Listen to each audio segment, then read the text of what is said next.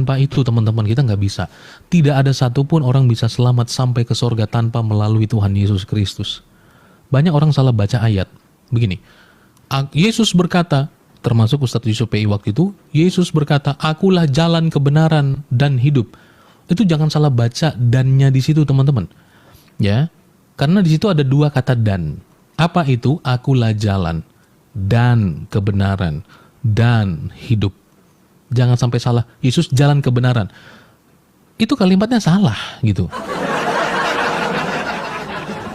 Yang benar itu adalah I am the way and the truth and the life. Akulah jalan dan kebenaran dan hidup. Ada 3 di sana. Ya. Nah, maka orang seringkali mengatakan Yesus itu hanya jalan. Cukup yang kamu kagumi saja, yang tidak bisa baca, tidak bisa tulis. Kamu jangan. Akulah jalan. Teman-teman, Ustadz Yusuf PI bilang bahwa nabinya kan juga begitu. Dia jalan kebenaran dan hidup katanya. Di mana itu dalil yang orang bebas? Nggak ada. Yesus berkata, akulah jalan. Kamu cari satu nabi, satu rasul ngomong begitu. Cari kalau ada. I am the way. Aku jalan, bukan aku petunjuk kepada jalan. Aku pengarah kepada jalan. No, I am the way. Aku jalannya. Kalau pakai kata bahasa Inggris itu dia pakai the, teman-teman. Kalau pakai the itu the only one. Dia satu-satunya. Tidak ada jalan lain. Tidak ada jalan lain, Pak. Bu, tidak ada, Pak. I am the way. Akulah satu-satunya jalan. Ya, cari. Ada di mana? Ya, ada di mana?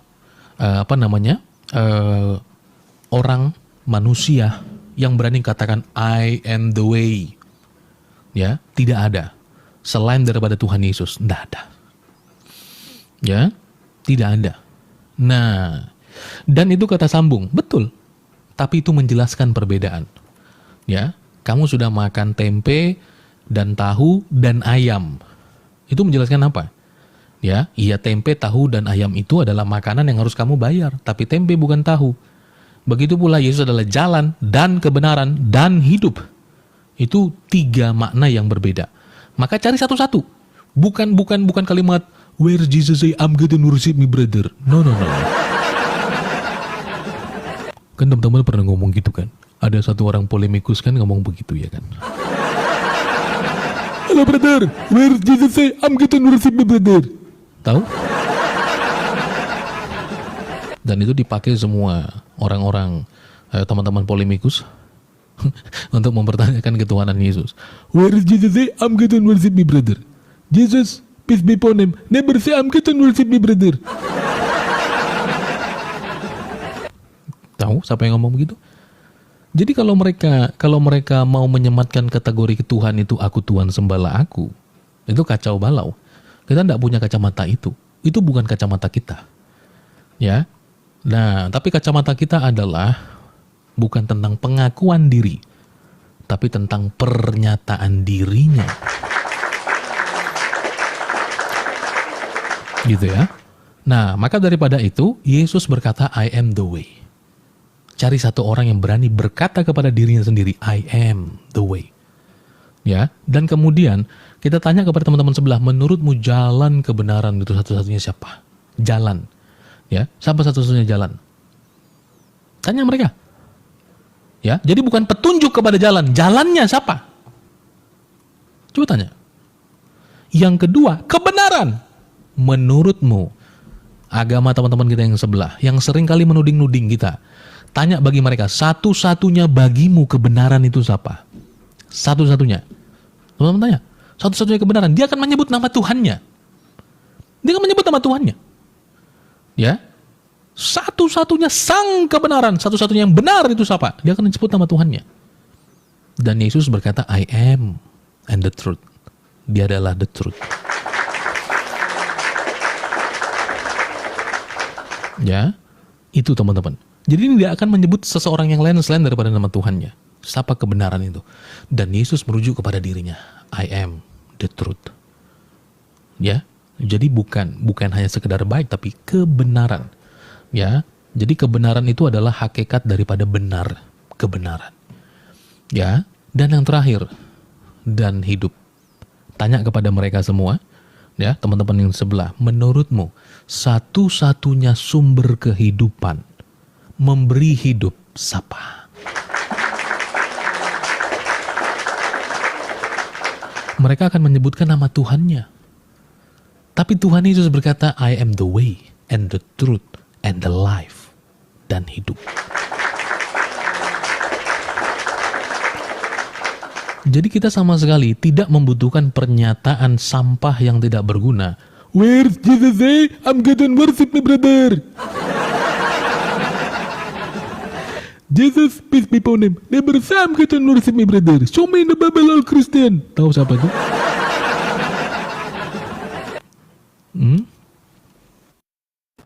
Kita nggak ada kategori itu. Sekarang kita balik kepada mereka. Di mana Tuhanmu berkata, akulah jalan dan kebenaran dan hidup. Apa ndak mimisan mereka sama Taber? Makanya jangan pandang agama orang lain dari kacamatamu. Ya, menurut kami yang Tuhan, dia harus bilang akulah jalan dan kebenaran dan hidup. Di mana dalilnya dalam kitabmu? Tidak ada. Kalau tidak ada berarti Tuhanmu bukan Tuhan bagi kami. Selesai kan? Jadi jangan kategorimu yang dipakai. Wong kamu tuh datang kemarin sore kok. Bukan kategorimu yang dipakai. Ya, kamu bikin kategori sendiri. Itu ya, teman-teman. Ini jangan ikut-ikut mereka punya kategori. Ya. Kalau Tuhan harus ngaku Tuhan dan minta disembah. Makanya kepada siapa saya tanya? Nanti ada orang datang tahun misalnya 2027. Orang baru keluar dari gorong-gorong, keluar dari goa misalnya, rambutnya panjang, mata merah, gigi kuning, bilang, aku Tuhan, sembah aku. Kamu mau sembah dia? Halo? Kamu tidak mungkin mau sembah dia. Ya? Tapi siapa tuh kemarin bilang bahwa, ya kalau memang dia Tuhan katanya. Astaga, kacau kan? Kacau teman-teman. Ya, jadi kalau kategori kita hanya dua, aku Tuhan, sembah aku. Nanti ada yang ngaku-ngaku Tuhan, kamu harus sembah dia, wajib. Loh, kok wajib ya? Kategorimu sudah terpenuhi, kan cuma dua. Ngaku Tuhan dan minta disembah, kan? Betul? Itu. Masa kategori kita kepada ketuhanan cuma dua? Aku Tuhan, sembahlah aku. Itu kategori apa itu? Makanya saya bilang itu kategori, mohon maaf ya, saya gunakan kalimat sampah yang tidak berguna, ya memang nggak berguna. Jangan simpan-simpan yang tidak berguna, teman-teman. Buang. Bahkan kamu kasih orang lain itu tidak layak. Sampah kamu kasih orang lain kan tidak layak. Sampah itu untuk dibuang. Itu ya, teman-teman. Shalom ya semuanya. Shalom. Oke. Baik, kalau ada masih mau bergabung, kita ke teman-teman Lintas Iman dulu ya, teman-teman. Nanti setelah itu baru teman-teman yang Kristen mau bergabung juga boleh, tapi saya kasih karpet merah dulu kepada teman-teman dari Lintas Iman. Oke. Jadi teman-teman, mereka khususnya yang suka berpolemik itu suka kutip-kutip ayat. Salah satu cara untuk menanggulanginya adalah teman-teman harus lebih banyak tahu ayat dan konteks Alkitab. Jadi coba baca ini. Kenapa ayatnya begini? Ini apa ini? Ayatnya begini. Mereka akan comot satu ayat.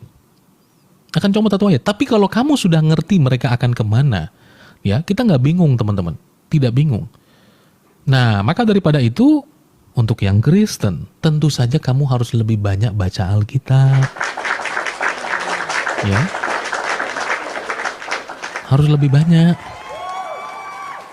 Tidak boleh modalnya modal marah, teman-teman. Ya.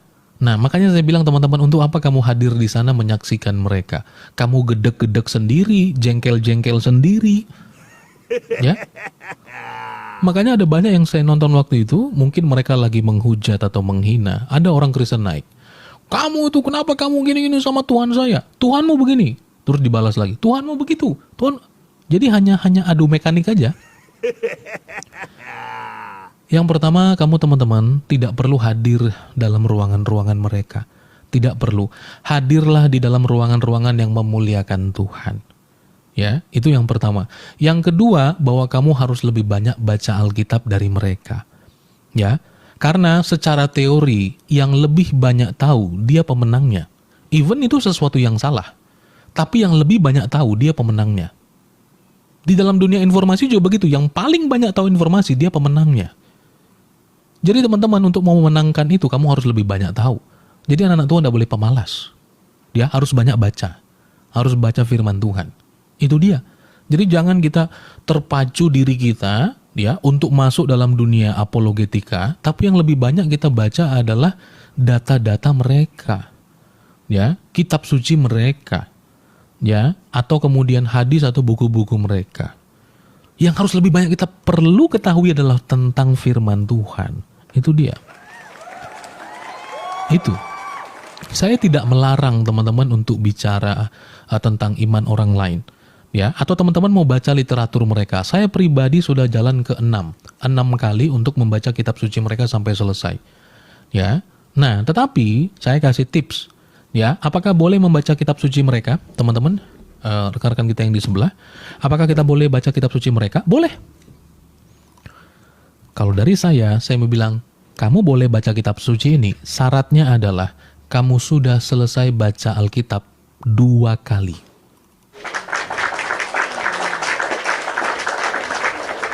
Kalau kamu sudah baca Alkitab, minimal 2 kali kamu selesai baca Alkitab, baru kamu boleh baca kitab suci orang lain. Jangan sampai kamu baca kitab suci orang lain, kitab sucimu kamu tidak sendiri baca. Tidak boleh seperti mereka, teman-teman. Tidak boleh. Oke? Nah, supaya kamu tuh kalau ditanya Alkitab, kamu lebih ahli. Dan kamu tidak apa? Helikopter. Parakoper. Kamu tidak jadi helikopter kalau ditanya tentang Alkitab. Oke? Nah, maka daripada itu, kalau kamu mau baca kitab suci orang lain, setidaknya kamu sudah selesai baca Alkitab 2 kali. Oke? Nah, itu sama seperti teori Bank Indonesia misalnya teman-teman. Atau teori orang-orang kerja di bank. Orang-orang yang kerja di bank, ya, dia harus terbiasa dengan uang asli atau uang palsu. Halo teman-teman, tolong kasih saya pendapat. Orang-orang yang kerja di bank, ngitungin duit tiap hari, ya kan? Dia harus terbiasa dengan uang asli atau uang palsu.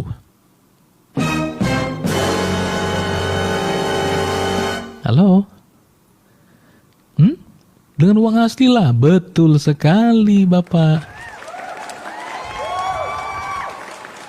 Jadi kalau kamu sudah terbiasa pegang uang asli, waktu pegang yang palsu, kamu udah tahu. Oke ya, teman-teman sekalian. Nah, itu dia. Jadi repot teman-teman ya, kalau kita langsung kemudian ingin membahas yang lain tanpa kita tahu punya